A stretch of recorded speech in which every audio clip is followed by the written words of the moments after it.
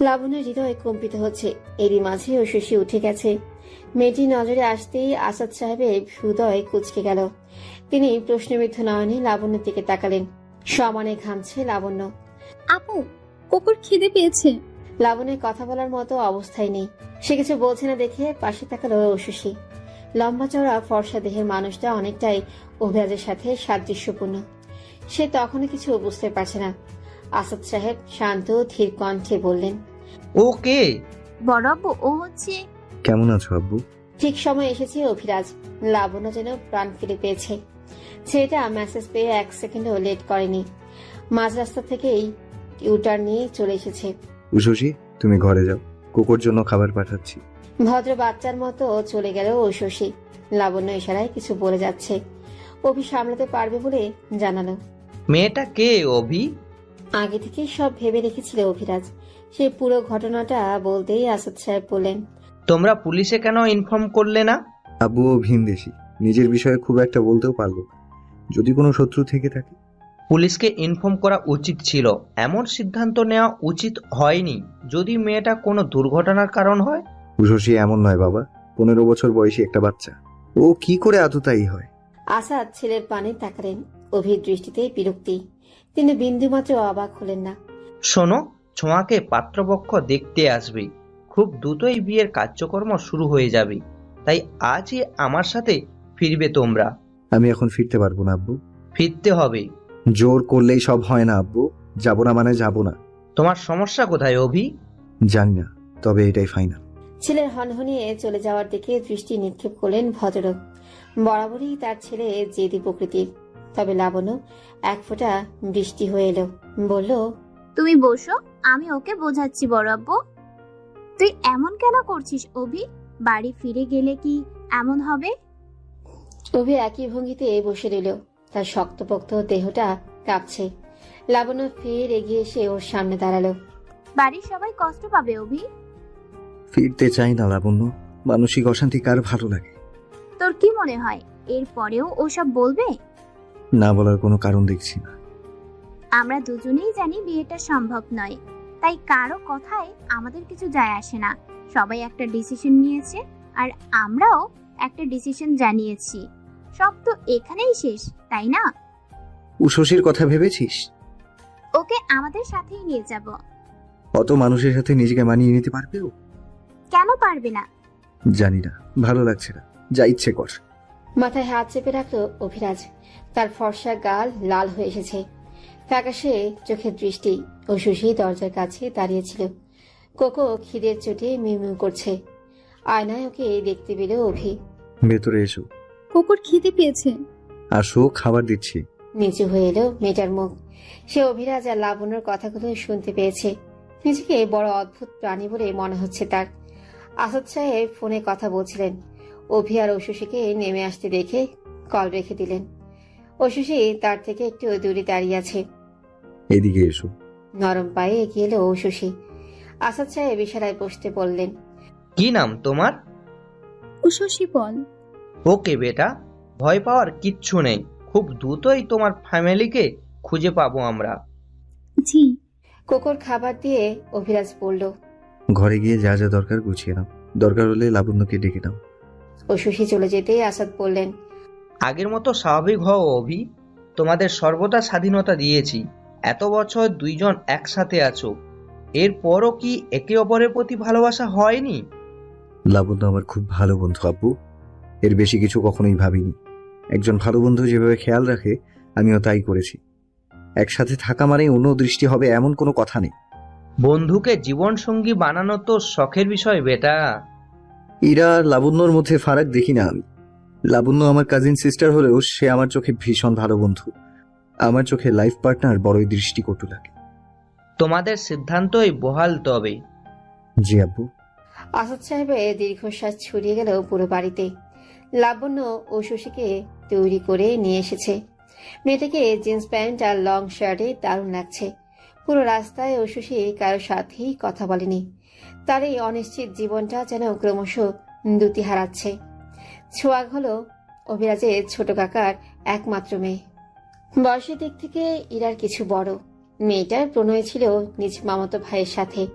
এদিকে বাড়ির বড় মেয়ে লাবণ্য অবিবাহিত। সবাই চাইছিল অভির সাথে বিয়েটা হোক, তবে ছেলে মেয়ে কেউই রাজি হয়নি। এইচএসসির পর দুজনকে শহরে পাঠানো হলো যাতে একে অপরের প্রতি ভালোবাসা জমে, কিন্তু তেমন কিছুই নাকি ঘটেনি। তাই বাধ্য হয়ে ছোঁয়ার বিয়েটা আগে দিতে হচ্ছে। বাড়ি ভরাট হয়ে আছে মেহমানে, আত্মীয় স্বজনে কিলবিল করছে। শশী কিছুটা অস্বস্তি অনুভব করলো। একদম ভয় পাবে না, আমার সাথে আসো। অভিরাজের বড়সড় হাতের মাঝে শশী নরম তুলতুলে ছোট্ট হাতটা গলে গেল। সে খুব সাবধানে সকলে আড়ালে ভেতরে নিয়ে গেল ওকে। লাবণ্যর সাথেই থাকতে দেওয়া হলো মেয়েটিকে। লাবণ্য ও শশীর কাপড়গুলো ক্লোজেটে গুছিয়ে রাখছে। এই বাড়িতে কতদিন থাকবো আমরা? অনেক দিন শোনা। তাহলে তো মমকে খুঁজেই পাবো না। খোঁজ পাবে উশুশি। বড় আব্বু তার বন্ধুর সাথে কথা বলবেন। সে পুলিশের বড় বিভাগে আছেন। তোমার বিষয়টা খুব আড়ালে খতিয়ে দেখা হচ্ছে। কে তোমার ভালো চায় না চায় এটা তো আমরা জানি না বাবু। বিষয়টা বুঝতে পেরে হুদ চমকল মেয়েটি। কোকো দারুণ প্রাণী, তার জন্য ছোট্ট বিছানার ব্যবস্থা করেছে লাবণ্য। দুপুরে নরম রোদ পেয়ে ঘুমাচ্ছে সে। গোসল করে এসো, একটু পরেই ছোঁয়াকে দেখতে আসবে। ছোঁয়াকে? আমার কাজিন সিস্টার। খুব মিশুক, ফ্রেশ হও, সবার সাথে আলাপ করিয়ে দিব। অবশেষে গোসল শেষ হলে ছোঁয়ার রুমে এলো ওরা। এরা আগে থেকে সেখানে বসেছিল। মেয়েটাই বা ইন্টারের পার্ট চুকিয়েছে, হাতে অফুরন্ত সময় থাকায় ফুরফুরে মেজাজে রয়েছে। লাবণ্য আপু বলেই জড়িয়ে ধরল ছোঁয়া। এবারের 3 মেয়েরই বেশ ভাব। এরা চকলেট খাচ্ছে। সাইড দাও আমায়। না না, সাইড দেওয়া যাবে না। ছোঁয়া আপু সরো তুমি। পাগল মেয়ে, দুজনেই আয়। ওদের কাণ্ডে হেসে ফেলল লাবণ্য। দু বোনকে জড়িয়ে বলল, এখন এত ভালোবাসা না, অথচ আপুকে একটি বার কলও করিস না। কলের কথা বললে মন খারাপ হয় আপু। এখন অজুহাত দিচ্ছিস? সত্যি বলছি, ইরা আর আমি কতবার কল করতে গিয়েও ফিরে এসেছি। থাক, আর মন খারাপ দেখাতে হবে না। অশুষি দেখতে পেয়ে ইরা বলল, ওকে। ও হচ্ছে উশুশি, আমাদের আরেকটা বোন বলতে পারিস। কয়েক মিনিটে উশুষিকে নিজেদের সাথে মিশিয়ে নিল ছোঁয়া আর ইরা। ওদের এই কাণ্ডে খুশি হলো লাবণ্য। ঘর থেকে বের হয়ে অভির রুমে এলো। এই বাড়িতে অভির রুমে আসার পূর্বে সবার অনুমতি লাগলেও লাবণ্যর কখনো অনুমতি নেওয়ার প্রয়োজন পড়ে না। কি করছিস? তোর বিয়ের আয়োজন। ধ্যাত, উশুশি কোথায়? ছোঁয়ার রুমে আছে, বেশ ভাব জমেছে। মানিয়ে নিতে পারলেই শান্তি। তুই শুধুই টেনশন করছিলি। আমাদের পরিবার কেমন তুই জানিস না? কিছু কথা বললো ওরা। ওদের মাঝে কিছু খুনসুটি চলছিল। সেসব দেখে আমিনা হাসলেন। লাবণ্যকে ছেলের বউ হিসেবে তিনি বেশ পছন্দ করেছেন। ওনার ধারণা একটা সময় দুজনের বন্ধুত্ব প্রণয়ে রূপ নেবেই। বাড়ির ছোট ছেলে ঈশান লাবণ্যর ভাই, বরাবরই ডান পিটে স্বভাব তার। এই তো সকাল থেকে কোথায় কোথায় ঘুরে এলো। সারা দিন টই টই করে ঘুরলে হবে ঈশান? ঘোরাঘুরি ছাড়া কিছু করার তো নেই ছোট আম্মু। ওমা, বোনের বিয়ের আয়োজন চলছে আর তুই বলছিস কোনো কিছু করার নেই? তোমাদের মেয়ের বিয়ে তো সেই গভর্নমেন্টের সাথে দিচ্ছ, এত আয়োজন করে কি হবে? ছোঁয়া রেডি হয়ে এদিকে আসছিল। ওর কথা শুনতে পেয়ে বলল, তোমার এত জ্বলছে কেন? অলোককে গবেট বলবে না। গভর্নমেন্টকে গভর্নমেন্ট বলবো না তো কি বলবো, গাধা?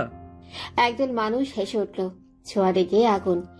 এই মুহূর্তে ঈশানের গলা টিপে ধরতে পারলে হয়তো শান্তি মিলত। রাগ ক্ষোভ নিয়ে পথ চলতে গিয়ে অশুষির সাথে দেখা। বাচ্চা মেয়েটাকে পুতুলের মতো লাগছে। সুন্দর একটা স্কার্ট পরেছে সে। বাহ, এই লুকে তো দারুণ লাগছে তোমায়। Thank you. ড্রেসটা খুবই সুন্দর। আমার বেশ পছন্দ হয়েছে।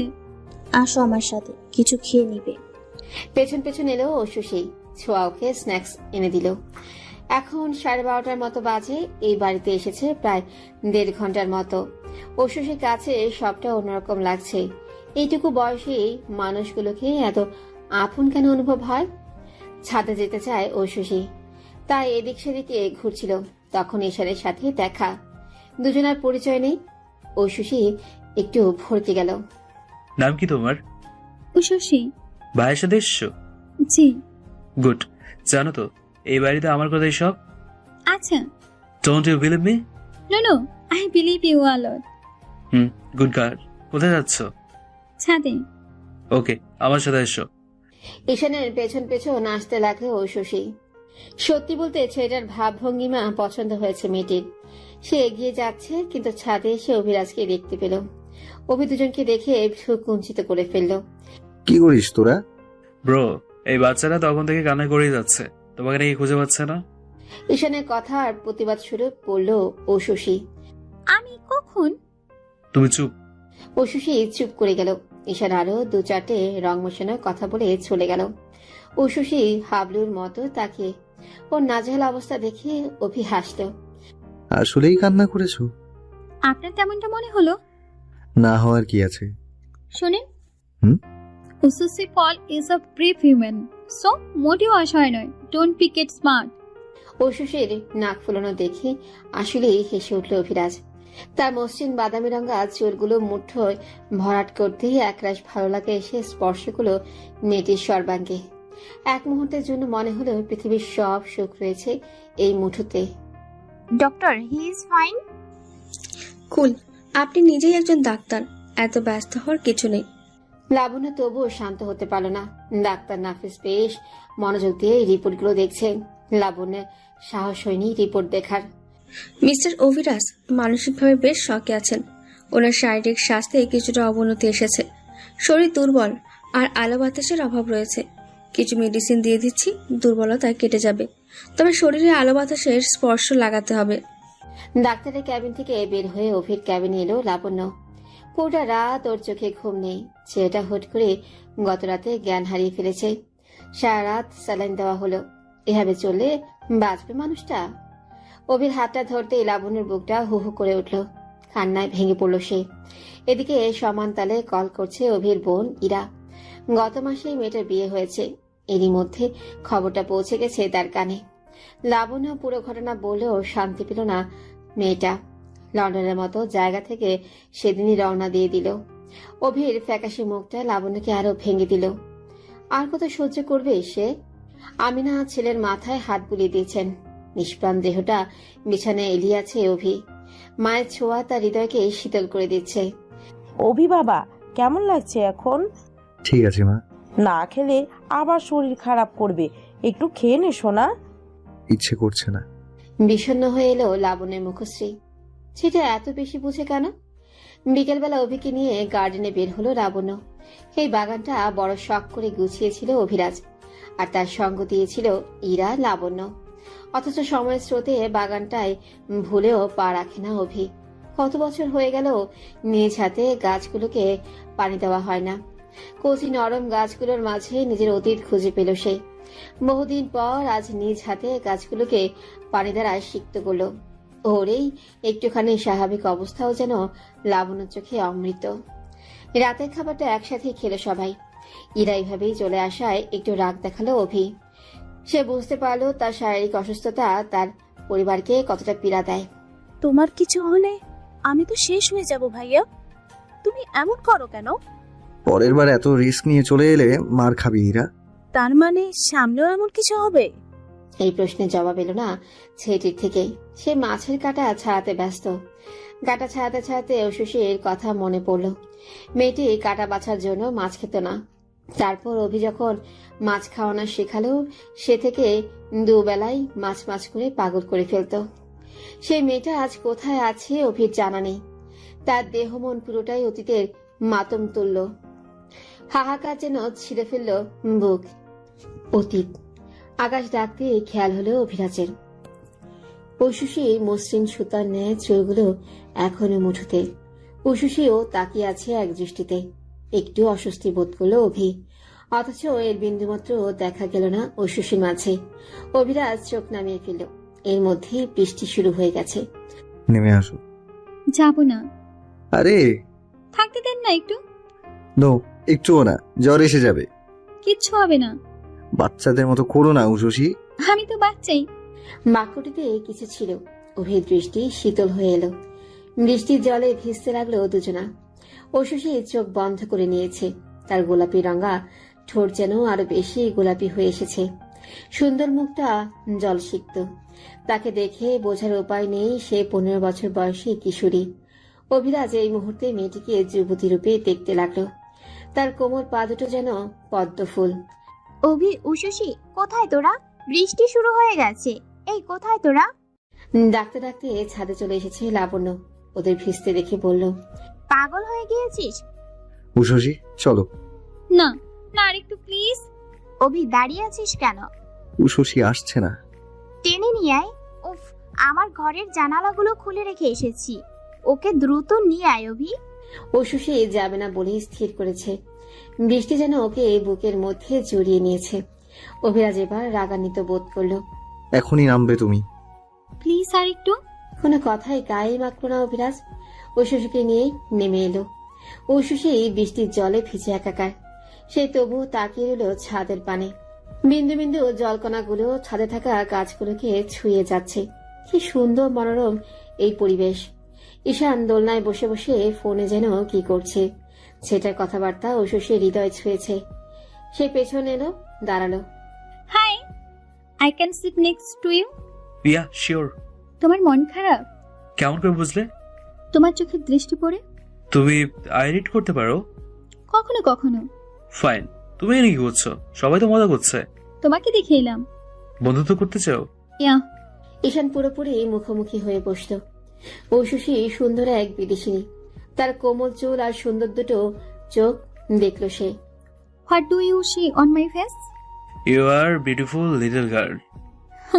সবাই এটা বলে। Because you deserve it. Thank you, but তুমি কেন মন খারাপ করে আছো? কাউকে বলবো না তো? একদমই না। ওকে, অ্যাকচুয়ালি আমি আমার কাজিন সিস্টারকে খুব ছোট থেকে লাইক করি, but we have some restrictions, so I could not explain my feelings. Ushoshi কোমরা মুখ করে বলল। Very sad. তৎক্ষণাৎ হেসে উঠল ঈশান। হাসতে হাসতে ছেলেটার চোখের কোণে জল চলে এসেছে। তুমি বিশ্বাস করলে সব? কেন করবো না? Foolish girls. এতক্ষণে সব মিথ্যে ছিল? Hiya, I am just joking. But why do I think this is true? ছোট মানুষ তুমি। ঈশানের ভেতর থেকে নিঃশ্বাস বেরিয়ে পড়ল। উষসী ভেবেই পেল না কোনটা ঠিক। সে তবুও তাকিয়ে রইল। অলোকদের বাড়ির সবার খাওয়া প্রায় শেষ। এখন ড্রয়িং এ বসে আড্ডা চলছে। একপাশে বাড়ির সব বাচ্চারা। উষসীকে সিঁড়ি দিয়ে নামতে দেখে ডাকলো অভি। এদিকে এসো উষসী। জি। কোথায় ছিলে? ওপরের ঘরে। খাবার খেলে না যে? খিদে পাইনি তো। আচ্ছা বসো। এরা হচ্ছে সব আমাদের family member. We all have a nice relationship. সকলের সাথে পরিচয় হলেও উষসীর ভেতরে আনন্দ নেই। সেটা লক্ষ্য করে আলাদা হলো অভিরাজ।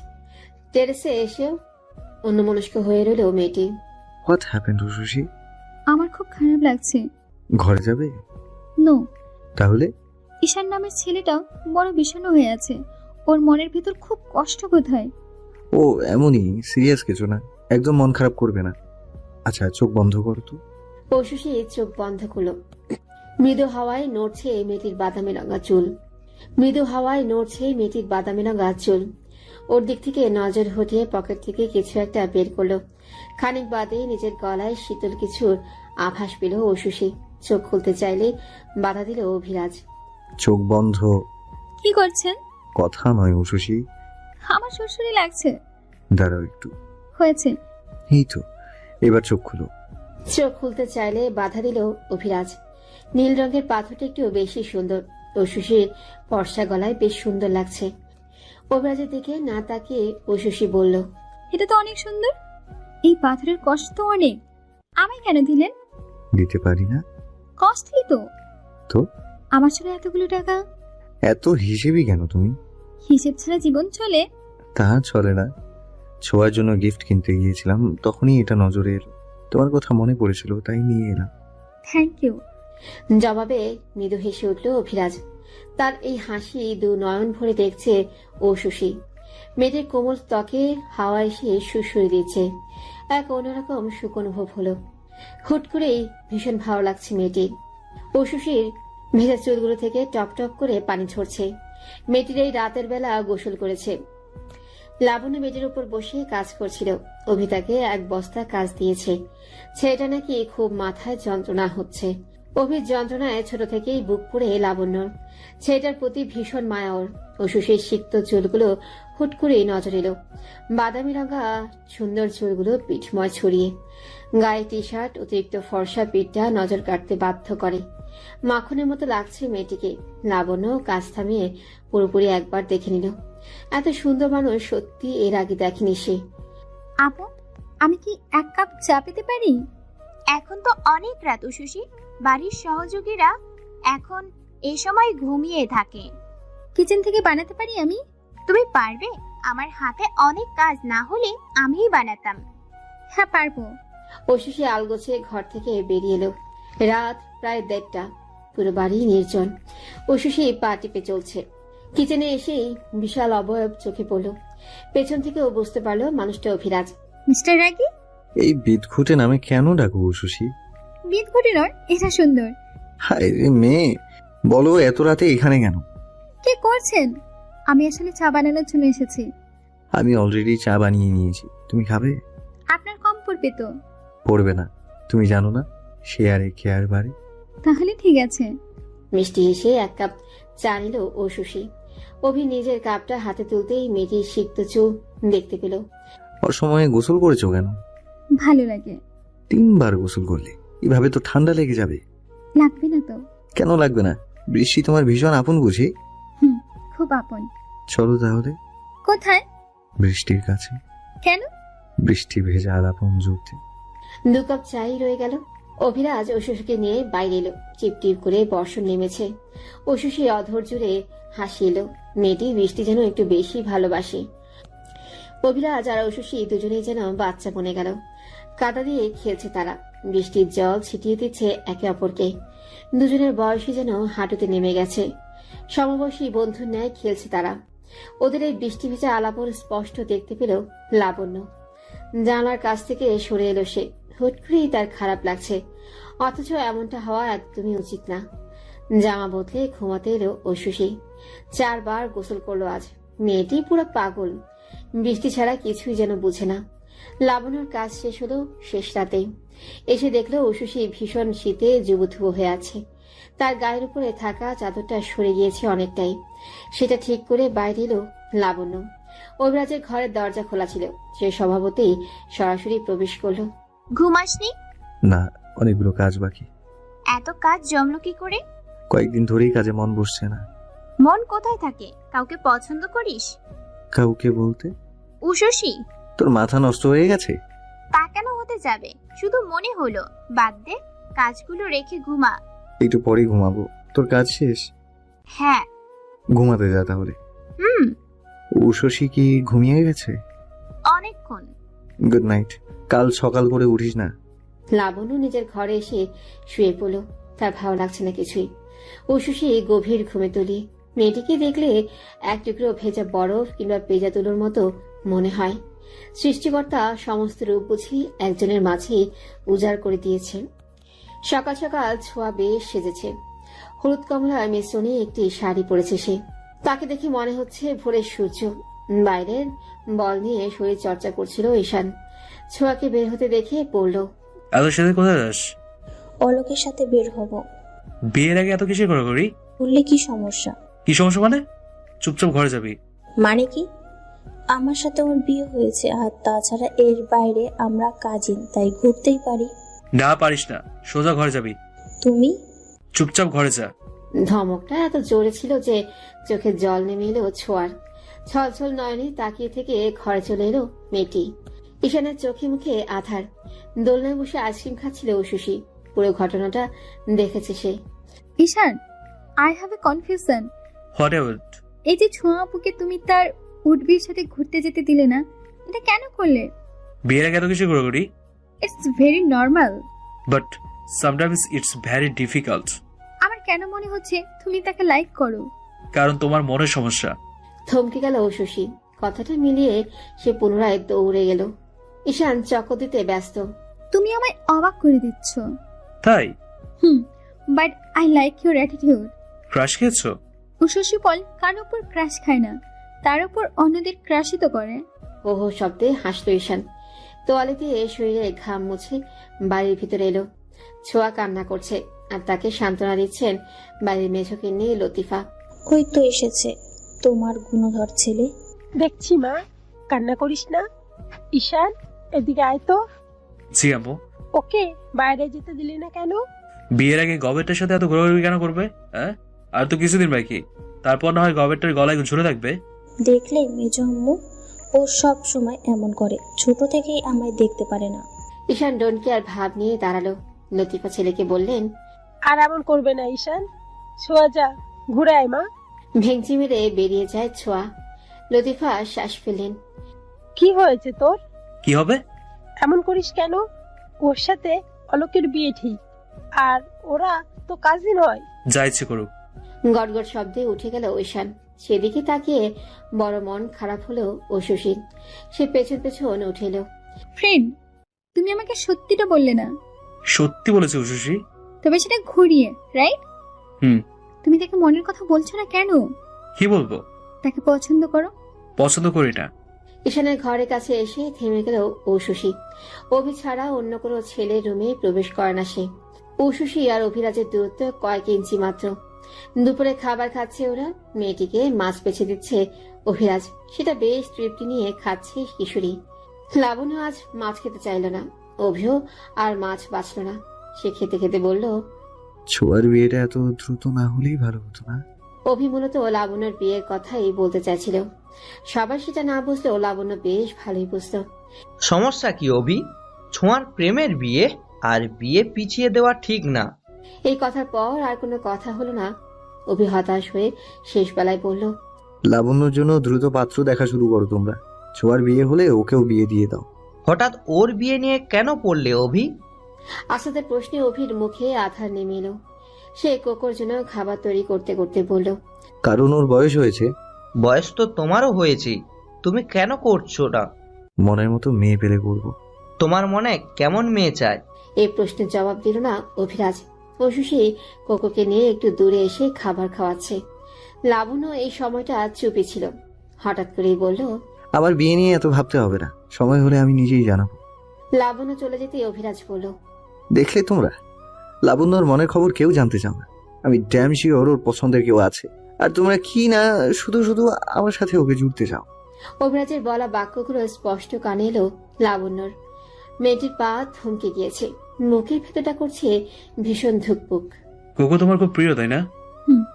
ওকে ছাড়া আমি থাকতে পারি না। ওকে খুঁজতে এসেই তো ঠিকানা হারিয়ে ফেলেছি। যখন ঠিকানা পেলাম তখন মমকে হারিয়ে ফেললাম। চিন্তা করো না, পেয়ে যাবে। আচ্ছা, ছোঁয়া আপু কি চলে এসেছে? হয়তো না। অনেক রাত হলো তো। ঘড়ি কাটায় 10:30 বাজে। ঈশানের কপালে কিছু ভাজে সৃজন হলো। কোকো মিউ মিউ করে ডেকে উঠতেই ধ্যান ভাঙল ছেলেটার। তুমি বসো, আমি একটু পর আসছি। ঈশান চলে গেলে কোকোকে কোলে তুলে নিল ঔশুশী। টেরেসে বসে থাকতে ভালো লাগছে। হালকা বাতাসে চুলগুলো নড়ছে। চাঁদের আলো সরাসরি শরীরে এসে পড়ছে যেন। কোকো, বলে তো মম এখন কি করছে? অবলা প্রাণীটি উত্তর দেওয়ার মতো করেই লাফালো। এই মুহূর্তে মায়ের কথা খুব করে মনে পড়ছে ঐশী। তার দু চোখ ভিজে উঠেছে। ইরা এদিকে আসছিল। ঐশীর মুখটা লক্ষ্য করে বলল, এ কি ঐশী, কি হয়েছে? কিচ্ছু হয়নি আপু। তুমি কাঁদছো কেন ডল? মমের কথা মনে আসছে। পেয়ে যাবে। ভালো লাগছে না, খুব খারাপ লাগছে আমার। ইরাকে জড়িয়ে বসে রইল ঐশী। ইরা ঈষৎ নরম হাতে পিঠে হাত বুলিয়ে দিচ্ছে। জানো, ভাইয়া একটা কথা বলে, জীবন নাকি কোনো কিছুর জন্য থেমে থাকে না। তোমারও থাকবে না, তুমিও তোমার মনকে নিশ্চয়ই খুঁজে পাবে। কথাটির মর্মার্থ কি তা জানে না ঐশী। তবে সে চোখের জল মুছে নিল।